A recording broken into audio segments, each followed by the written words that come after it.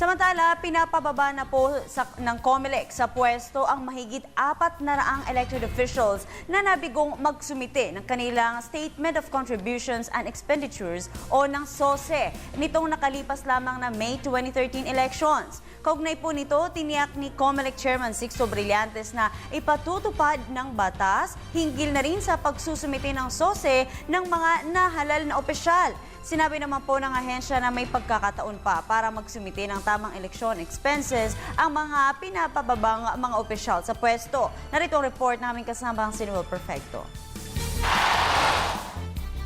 Matindi ang atas ni Chairman Sixto Brillantes sa lahat ng mga naabisuhan kaugnay ng kautusan ng COMELEC na bakantihin ng mga ito. ASAP ang kanilang mga kasalukuyang posisyon at kumplituhin ng requirement ng Statement of Contributions and Expenditures o SOSE at agarang magsumite ang mga dokumento bago sila nagbalak na bumalik sa kanilang legislative or local positions.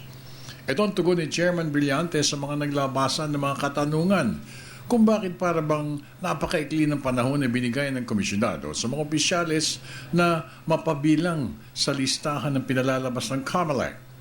Matatandaan ang ipatawag ni Chairman ng media para sa inilabas na balita hinggil sa 422 ng mga legislative at local officials na hindi sumunod sa kautusan ng COMELEC hinggil sa pagsumite ng kanilang Statement of Contributions and Expenditures o SOSE.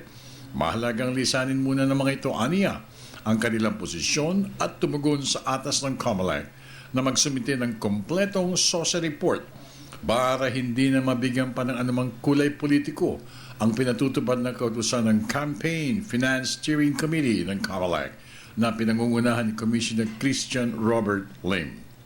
Ayon kay Chairman Brillantes, simple lang ang kautusan. Comply with the SOSE requirement at sabihin ang totoong gastusin na nakalipas sa kampanya ng nakaraang halalan. At kung napatunayan ng komite na hindi kayo lumagpas sa mga requirement ng SOSE, you can keep your position. Ngunit, kapag nakitaan ng kahit na katiting na pandaraya sa computation, might as well say goodbye to your position. Para sa Telebisyon ng Bayan, ako naman si Noel Perfecto.